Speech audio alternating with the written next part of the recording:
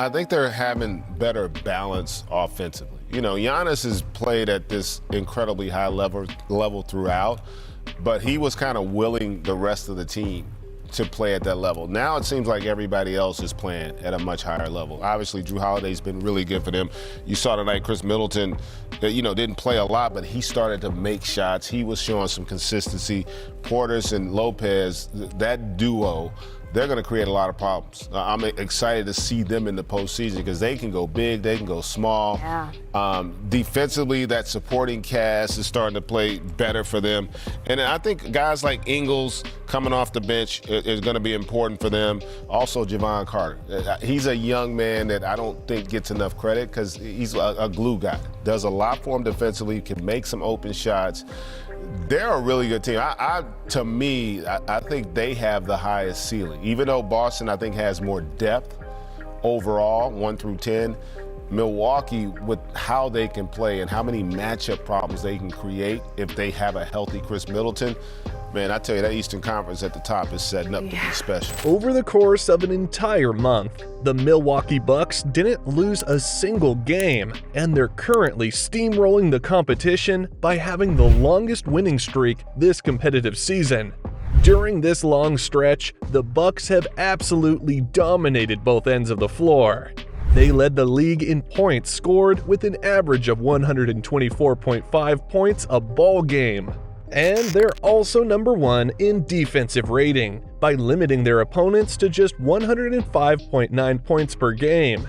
With that kind of dominating performance, the Bucks are now catching up with the Boston Celtics to compete for home court advantage, which is extremely crucial come playoff time.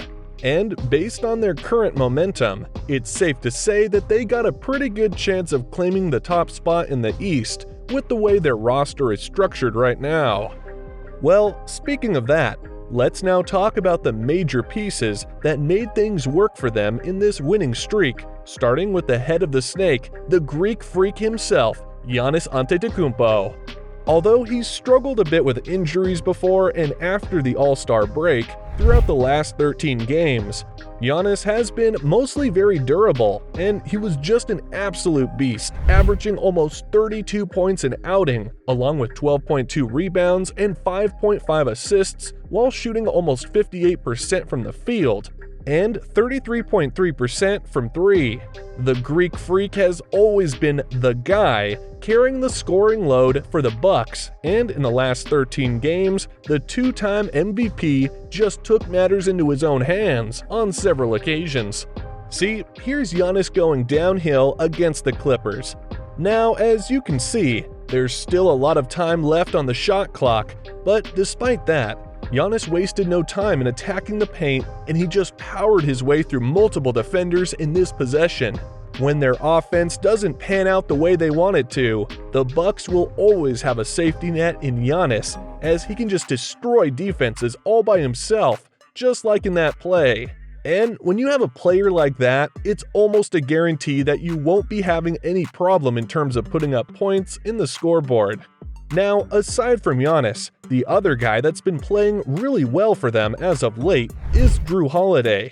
Though we know him as a defense-first type of player, Holiday is slowly transitioning into becoming a more consistent scorer, as he's averaging almost 20 points a ball game during the 13-game stretch. And on top of that, he's just simply spectacular overall, as he also grabbed 6.1 rebounds, dished out 6.3 assists while shooting 46% from the field, and knocking down almost 38% of his total shots from downtown. With the absence of Chris Middleton for the most part this season, Holiday took some of the scoring duties to fill in for Middleton, and so far he's been living up to his new role with flying colors. Anyways, the newly found scoring side in Drew's game is just a bonus, because at the end of the day, the Bucks are paying him huge money by serving as the two-way threat that can deal damage on both ends of the floor. See, with the Bucks down by 3 here, Holiday came up in clutch as he made a crucial steal here against Derek White to cut down the lead to 1. And when they needed a basket, Holiday was there once again to deliver this dagger to seal the game for good. With Middleton in and out of the lineup, it is surely quite handy if you got someone like Jrue Holiday who can turn up his game anytime to provide some backup to Giannis. Now, speaking of Middleton, he's been slowly creeping into game shape by averaging 15 points per outing, while seeing just under 20 minutes of court action. Though he's been plagued with injuries this season, Middleton is still a capable scorer that can give you 15 to 25 points per game. And along with Holiday's scoring production, the Bucks are going to be needing these scoring punches now that Giannis has been in and out of the lineup dealing with injuries of his own. Now, apart from their big three, the Bucks wouldn't be as dominating as they are right now without the help of their complementary bigs such as Bobby Portis Jr. and Brook Lopez. I mean, in the case of Portis Jr., he's been providing some solid numbers off the bench by averaging 16.2 points and 9.9 rebounds, while also shooting efficiently from the field and three-point range at 50 and 40% clips during the 13-game stretch. And in terms of his overall output this season, he's actually averaging a double-double of 14.5 points and 10.1 rebounds. And with that kind of stat line, he's slowly building his case for the 6th Man of the Year award this season. Portis Jr. has been the blue-collar guy who's doing the dirty work for the Bucks, like diving for loose balls, getting second-chance opportunities, setting up screens, and playing tough defense down low. Basically, he's been all around the floor, just making winning plays in each and every possession. Check this out. After Jordan Nwora botches his drive attempt, Portis just stormed out of nowhere to save the possession for the Bucks, which he punctuated with this thunderous jam. These are the type of hustle plays that will bring a championship to any team. And luckily for the Bucks, they have a Swiss Army knife type of guy in Portis Jr., who's willing to sacrifice his personal gains on behalf of the betterment of the team. Anyways, aside from him, Brook Lopez is also another big guy who's been contributing a lot to the Bucks' recent hot streak. The Splash Mountain has been quite stellar on offense, averaging 14.7 points while grabbing 7.2 rebounds on 53% shooting in the field and 30% from three. But aside from this, Lopez has been extremely reliable, most especially on the defensive end of the floor, by registering 2.1 blocks a ball game. See, Vucevic clearly has the mismatch here against Jevon Carter, and the Bulls find the open man in the middle after the Bucks decide to double. Now, with no one to stop the roll man inside the paint, Lopez stood up to the plate and met Patrick Williams on top to deny him an easy bucket. Aside from being a solid rim protector, Lopez has also been a pretty reliable knockdown shooter from a distance.